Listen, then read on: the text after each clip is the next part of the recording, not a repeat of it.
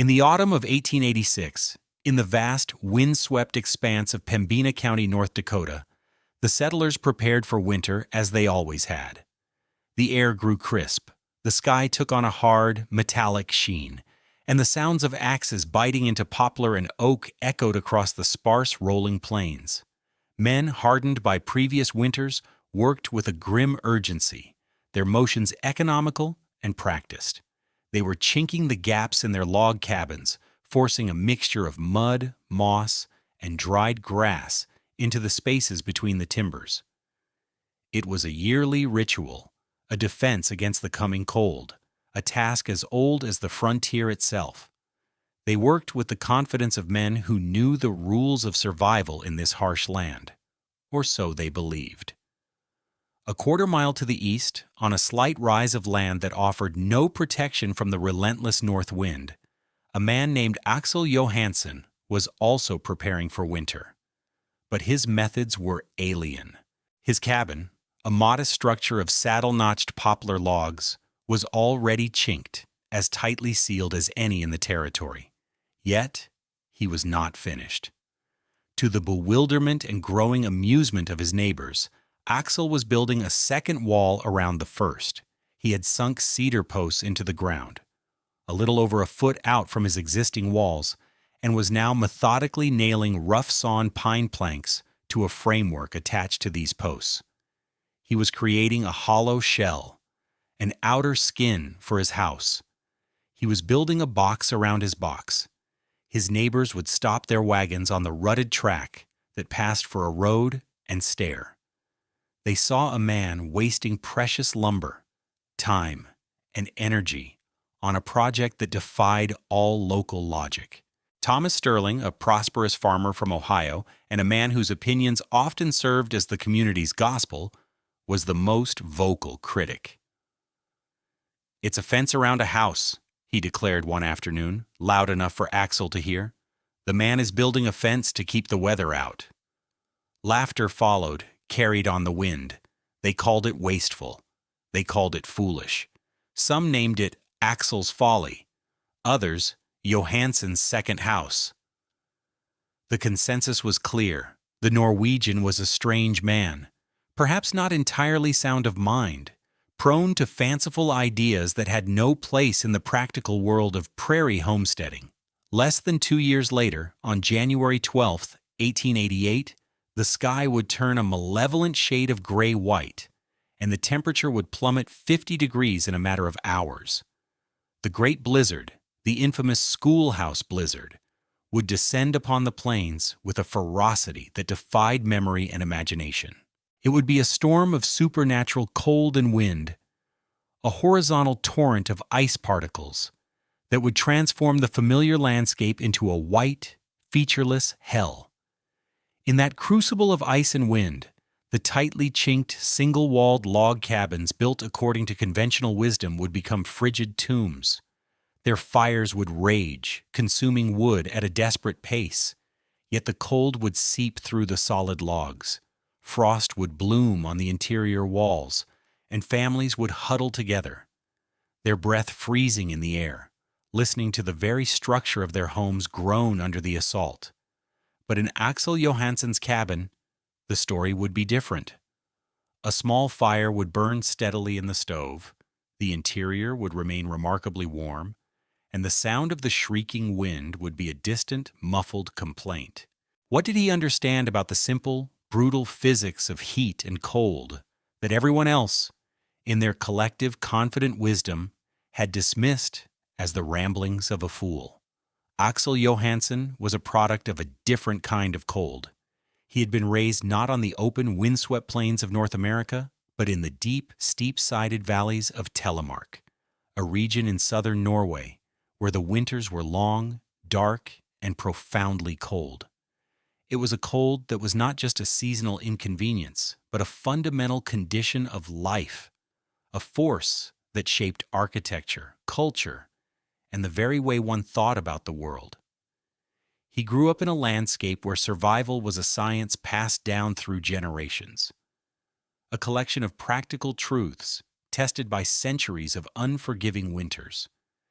His grandfather had been a builder of stavlaft houses, a traditional Norwegian log construction method known for its intricate, wind-tight joinery. But more than technique, his grandfather had imparted a philosophy. One does not fight the cold, one negotiates with it. One does not try to overpower the wind, one seeks to disarm it. The genesis of his strange double wall was not a single stroke of genius, but a slow accretion of memories and observations. He remembered the stabber, the elevated food storage houses common on Norwegian farms.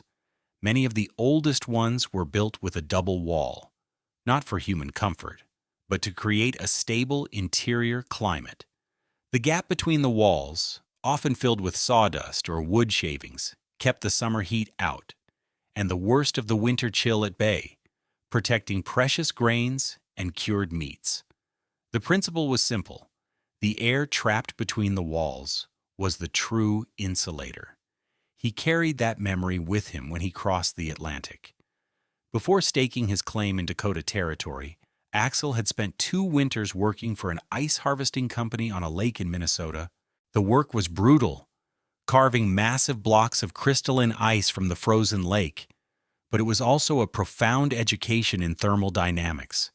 He watched, fascinated, as the crews packed the harvested ice into cavernous ice houses, burying the great blocks under feet of sawdust.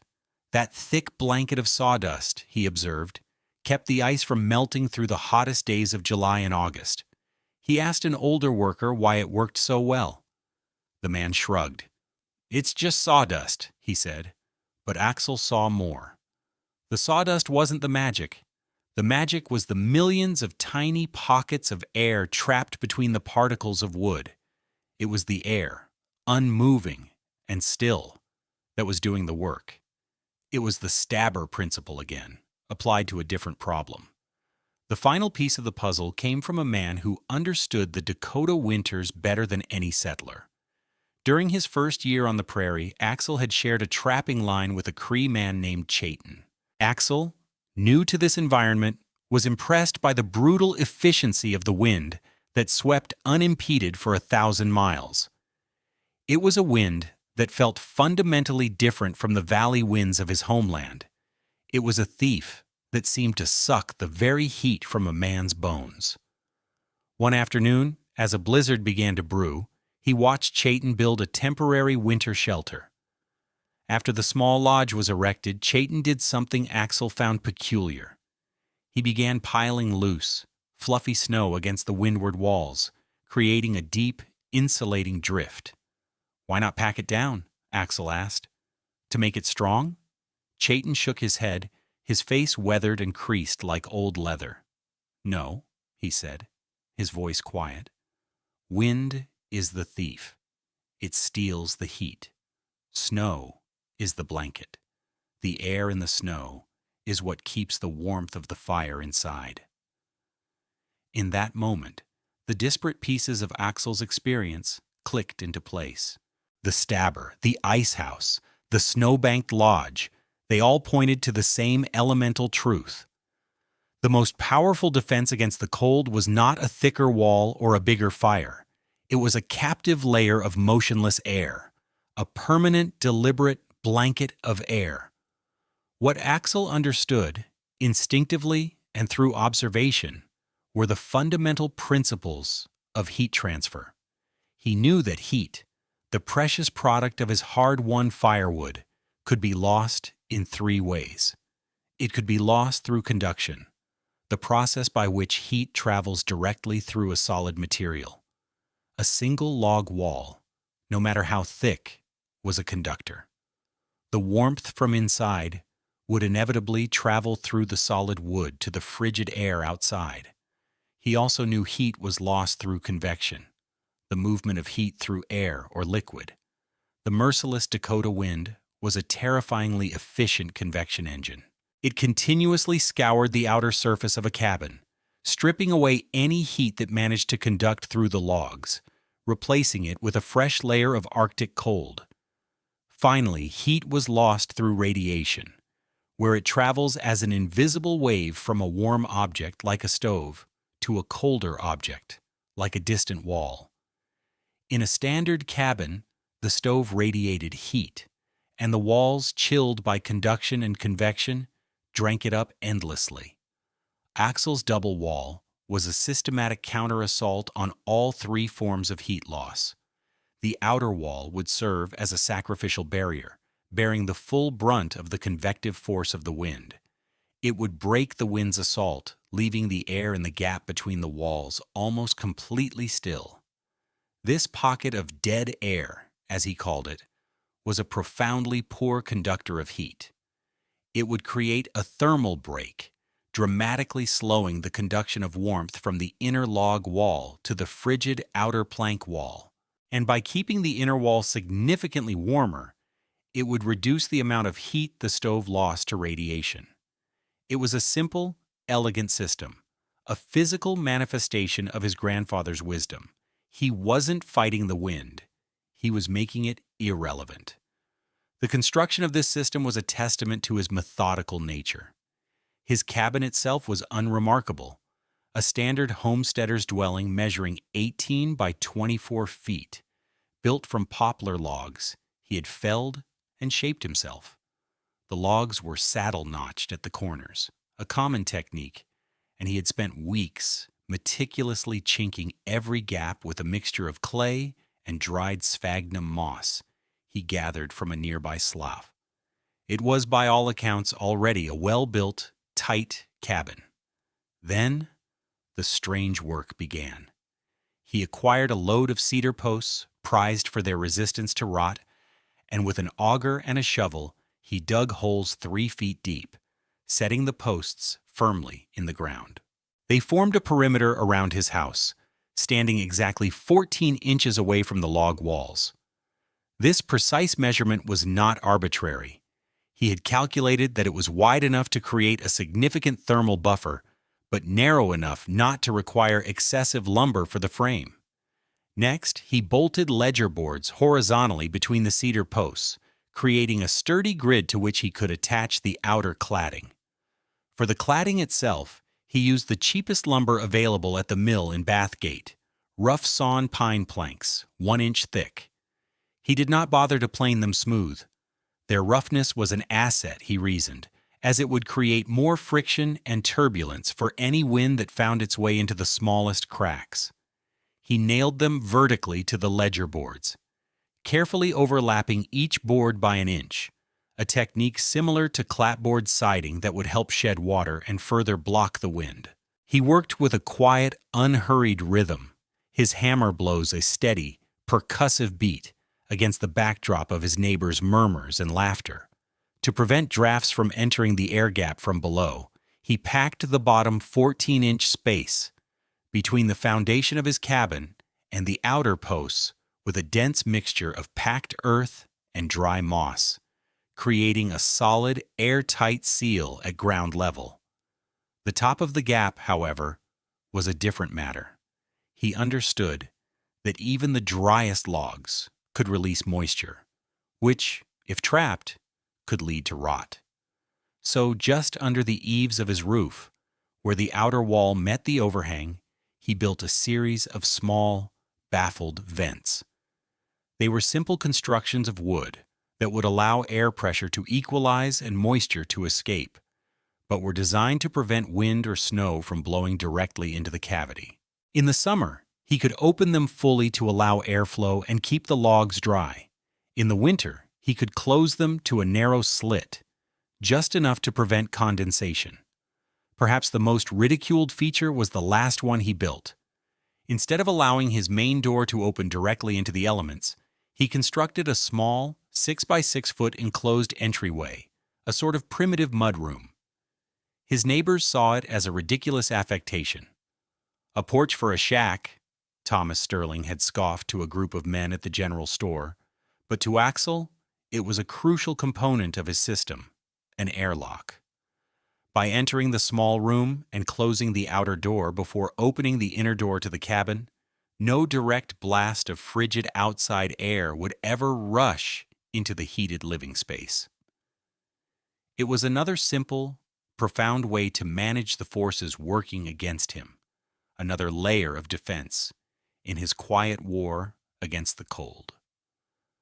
Thomas Sterling represented the voice of established, hard-won frontier wisdom. He was a man who had succeeded where many had failed, turning a patch of wild prairie into a productive farm through sheer force of will and adherence to proven methods.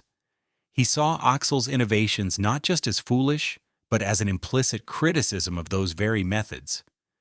His arguments against the double wall were practical and rooted in the local common sense.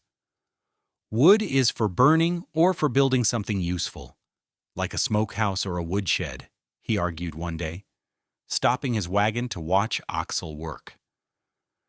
You're wasting good pine on a second wall when a bigger fire is the only real answer to a Dakota winter. It's simple. You feel cold? You add another log. He gestured dismissively at Axel's low-ceilinged cabin. And that ceiling? A man needs room to breathe. A high ceiling lets the smoke and the heat rise, keeps the air clean. To Sterling, Axel's strange construction was a sign of weakness, a fear of the honest work of chopping wood. He predicted dire consequences. That gap you're so proud of, he warned, his voice laced with condescending authority. It will fill with drifting snow in the first blizzard, and in the spring melt, it'll turn to a swamp against your logs. They'll be rotten in 2 years, and it'll be a palace for rats and mice. Axel, for his part, endured the mockery with a placid stoicism that his neighbors mistook for simple-mindedness.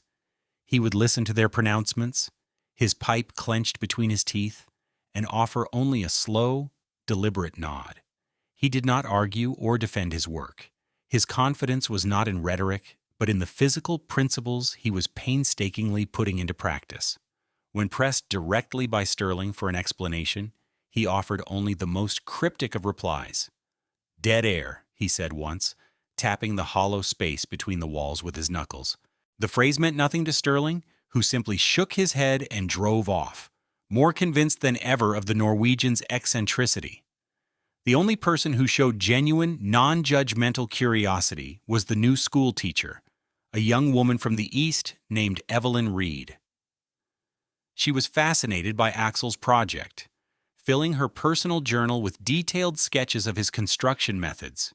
He was more forthcoming with her, sensing a mind open to new ideas. He once explained his thinking to her with a simple analogy. "The wind," he said, his Norwegian accent still thick, "cannot steal what it cannot touch. This first wall is just a coat. The real warmth is in the space between the coat and the skin." The morning of January 12, 1888, dawned with a deceptive mildness. A thaw had settled over the prairie, and the temperature hovered just above freezing. Children went to school in light jackets. Farmers, like Thomas Sterling, took the opportunity to haul feed to their livestock in the outlying fields, leaving their heavy winter coats at home. There was no warning. Around midday, the world changed. A low, dark wall of cloud appeared on the northwestern horizon, and the temperature began to fall with astonishing speed. Within an hour, it had dropped below zero.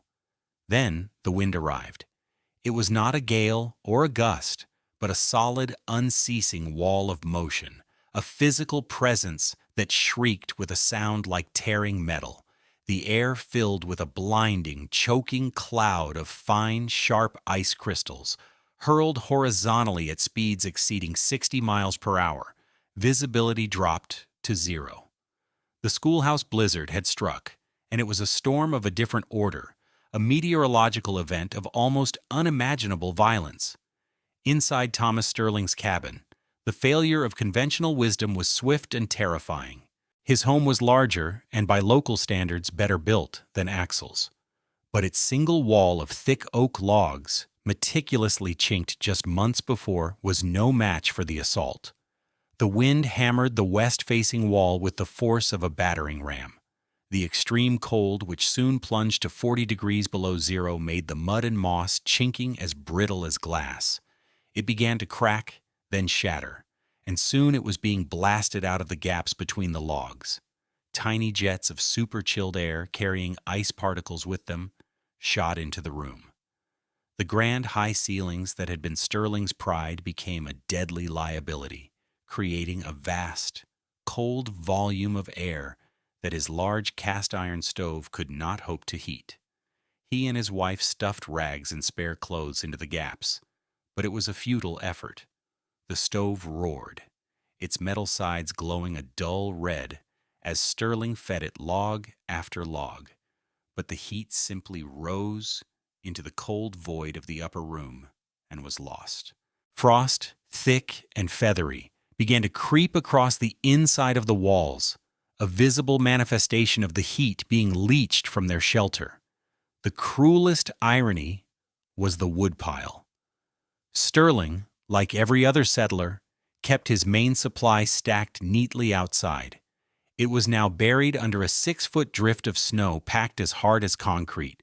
He had only a day's supply on the porch, and it was going fast. The family huddled together, wrapped in every quilt and blanket they owned, their faces illuminated by the flickering fire, watching their own breath turn to vapor in the frigid air of their home. The story was the same in cabins across the territory. The cold was an active, invading force. It found every crack, every weakness. Stoves, which required a steady draft to burn efficiently, began to sputter and fail, as the incredible wind pressure outside played havoc with their chimneys, sometimes forcing smoke and soot back into the living space. The single log walls, which might have been adequate in a normal winter cold snap, were overwhelmed. They became conduits for the cold, their inner surfaces chilling to near freezing temperatures, radiating coldness into the room and making the very air feel heavy and life-draining. For the settlers of Pembina County, their trusted shelters were failing them, transformed from havens of warmth into precarious, freezing traps. But inside Axel Johansson's cabin, the laws of physics were playing out differently. Outside, the blizzard raged with the same demonic fury, the wind howling over the low-slung roof. But that wind never touched the primary structure of his home. It spent its force on the sacrificial outer wall of rough pine planks. The 14-inch space of still air, Axel's dead air, performed its function with silent, astonishing efficiency. It was a buffer, a vast cushion of insulation that broke the chain of conduction. The outer wall was as cold as the Arctic air itself, but the inner log wall, protected from the convective stripping of the wind, remained remarkably temperate. It was not warm to the touch, but it was not radiating cold into the room. It was neutral. The effect on heating was profound. Axel's small stove, a model less than half the size of Sterling's, did not need to be fed frantically. It burned with a steady, even draft, consuming a small log every hour or so. The heat it produced radiated into the room and stayed there.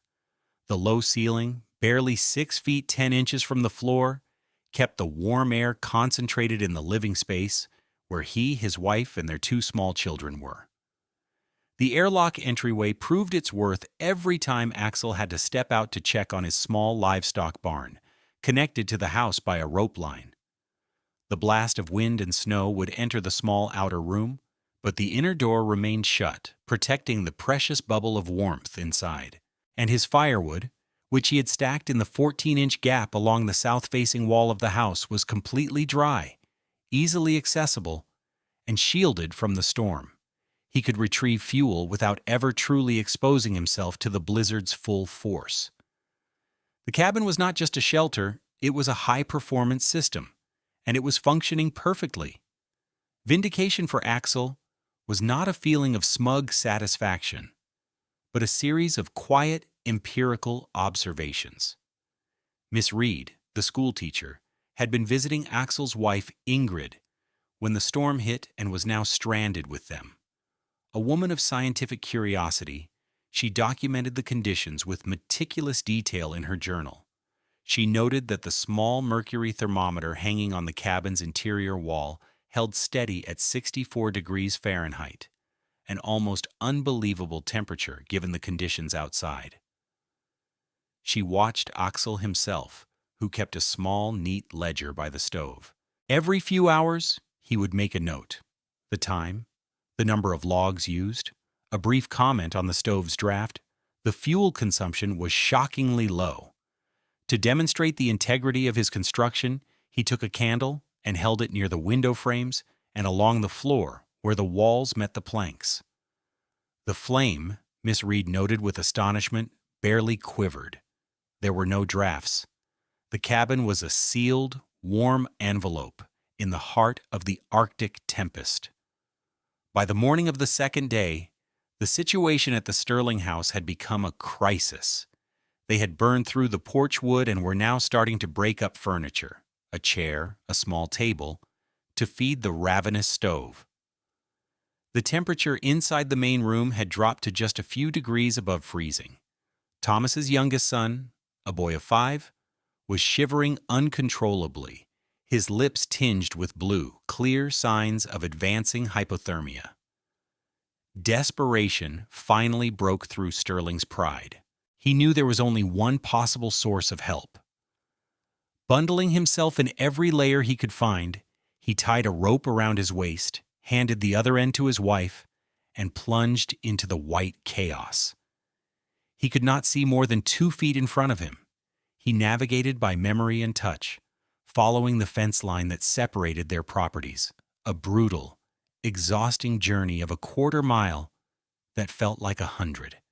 He was a walking block of ice when he finally stumbled against the solid planks of Axel's outer wall. He fumbled his way to the entryway, pushed the door open, and collapsed onto the floor of the small, unheated room, his strength completely gone. Axel heard the noise and opened the inner door. He and Ingrid dragged the half-frozen man inside, into the stunning, enveloping warmth. It was a physical shock to Sterling's system, a heat so profound and even that it felt almost unnatural. They stripped off his ice-encrusted outer layers and wrapped him in thick wool blankets, sitting him in a chair near the stove. As feeling slowly and painfully returned to his limbs, Sterling looked around the room in a state of dazed disbelief. He saw Axel's children playing quietly on a rug on the floor, seemingly oblivious to the storm that was threatening to tear the world apart. He saw the calm, steady glow of the small stove, the lack of frost on the walls, the utter and complete absence of drafts. The air was warm and still. It was, in that moment, the most miraculous thing he had ever witnessed. There was no apology, no grand admission of error. Pride does not collapse so easily. Instead, after a long silence, his mind grappling with the impossible reality of the cabin's comfort, Sterling asked a quiet, technical question, his voice raspy. "The gap," he began, looking at the wall. "How did you keep the snow from blowing in at the top?" It was a profound concession, an admission of defeat cloaked in a query of engineering.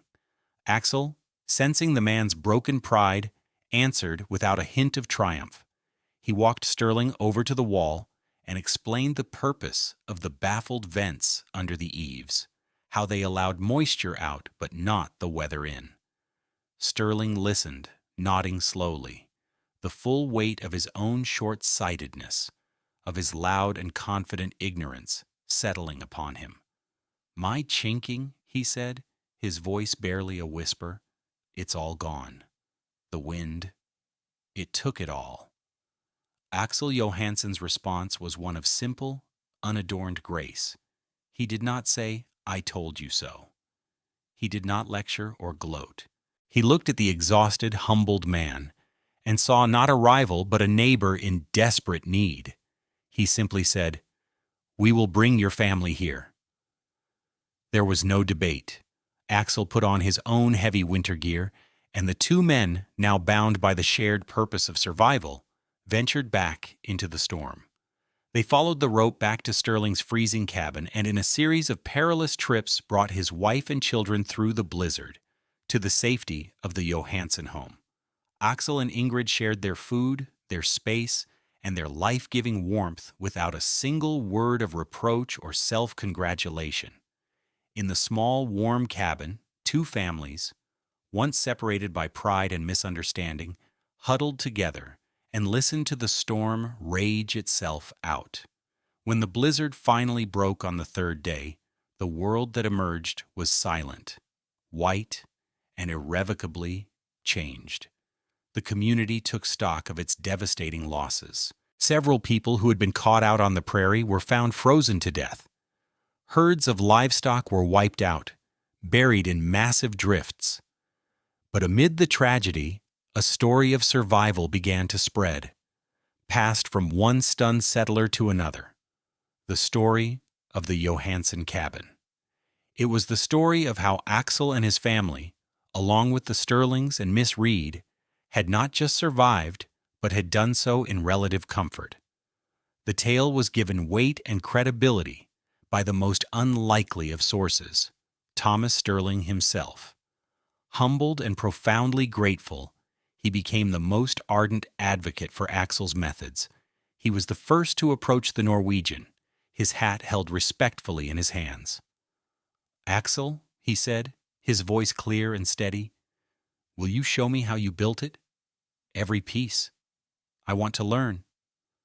Axel, true to his nature, agreed without hesitation. That spring, his homestead became an unlikely school of architecture. He walked Sterling and other curious farmers around his cabin, explaining every detail of the construction. He showed them how he had set the outer posts, the importance of the ledger boards for structural integrity, and the simple genius of the overlapping pine planks. He explained over and over the principle of the dead air gap, emphasizing that its insulating power depended on it being sealed at the bottom and properly vented at the top. He demonstrated the function of the airlock entryway, a feature that was no longer seen as a foolish luxury, but as a vital necessity. He answered every question patiently, sharing his hard-won knowledge freely and without expectation of reward. That summer, a wave of unusual construction activity swept through Pembina County. Guided by Axel's example, settlers began retrofitting their cabins. They sank posts, built outer frames, and nailed up plank walls, creating their own Johansen walls.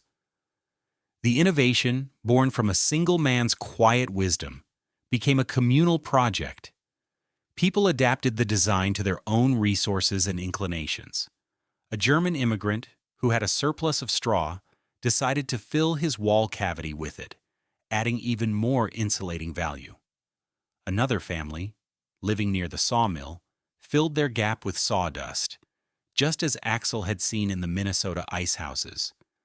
But the core principle, the creation of a buffered, unheated envelope of still air around the primary living structure, remained the same.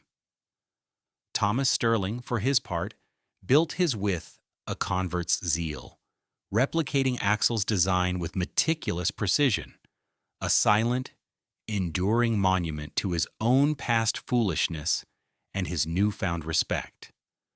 The following winter was the true test, and the results were a revelation. The change was not just felt, it was measured. Families reported that their firewood consumption had been cut by a third, and in some cases by nearly half. Cabins that had once been plagued by drafts and cold spots requiring a constant battle to keep them merely habitable now maintained a steady, comfortable warmth. The local doctor, a pragmatic man who trusted only what he could observe, noted a dramatic decrease in cases of pneumonia, bronchitis, and other winter ailments, particularly among the very young and the elderly. The health and resilience of the entire community improved. Babies born that year thrived through the winter months, and older residents, who often succumbed during the coldest spells, survived. The Johansen Wall was no longer a curiosity. It was the accepted standard for survival and comfort on the northern plains. The legacy of Axel's innovation soon spread beyond the confines of Pembina County. Evelyn Reed, the school teacher who had witnessed its success firsthand, wrote a long, detailed letter to her brother, an architectural engineer in Chicago. She included her own precise sketches of the wall's construction, the baffled vents, and the airlock entryway, along with a thorough account of its performance during the 1888 blizzard, complete with the temperature readings she had recorded in her journal. Her brother, intrigued by this example of what he called vernacular climate-adapted design, condensed her letter into a technical summary and submitted it to a professional journal, the American Architect and Building News. The article, on the principles of insulated wall construction in extreme climates, described a novel method being used by settlers in North Dakota. It was stripped of its human story, presented as a dry technical curiosity, but the core idea, the double wall with a ventilated air gap, began to circulate among formally trained architects and builders. In a very real sense, Axel Johansen, the quiet Norwegian immigrant, had independently developed a primitive but highly effective version of what modern building science would come to call a high-performance building envelope. His understanding was practical, not theoretical, but it aligned perfectly with principles that would be validated by scientific research decades later. The 14-inch gap of still air was a massive insulator, the precursor to modern insulated wall cavities. Today, its effectiveness would be measured in R values, and the R value of that much air, combined with the thermal mass of the inner log wall, would be impressive even by contemporary standards. The outer plank wall functioned as what is now known as a rain screen or weather barrier, deflecting the kinetic energy of the wind and preventing moisture from being driven into the primary structure. His simple baffled vents were a form of attic and wall ventilation, a crucial component for managing moisture and preventing the rot that Stirling had so confidently predicted. His ridiculed entryway was, in modern terms, an airlock, a feature now considered essential in the design of buildings for Arctic and Antarctic environments to prevent catastrophic heat loss. Axel Johansen had not attended a university or studied physics, but through deep observation, respect for tradition, and practical experimentation, he had mastered its fundamental laws. The story of Axel's Wall, therefore, is more than just a clever tale of frontier ingenuity. It is a parable about the nature of wisdom itself. It highlights the conflict between two types of knowledge: the loud, confident, and often rigid knowledge of convention, and the quiet, patient, and adaptable wisdom that is born from deep observation, a reverence for ancestral experience, and a humble respect for the overwhelming power of the natural world. In the face of the unforgiving empirical test of a Dakota blizzard, the conventional wisdom of a bigger fire and a thicker wall proved tragically inadequate. It was the quiet wisdom of the outsider, the man who understood the invisible power of still air, that proved to be the difference between a desperate struggle for survival and a life of warmth and safety. The wind on the great northern prairie still howls with the same untamed force it did more than a century ago, a timeless reminder of the cold that shapes the land and its people. But on the coldest nights, it no longer steals the warmth from the walls of those who learned a vital lesson in the winter of 1888. It speaks instead to the still dead air that holds the memory of a quiet man's triumph, a lesson learned in ice and fire.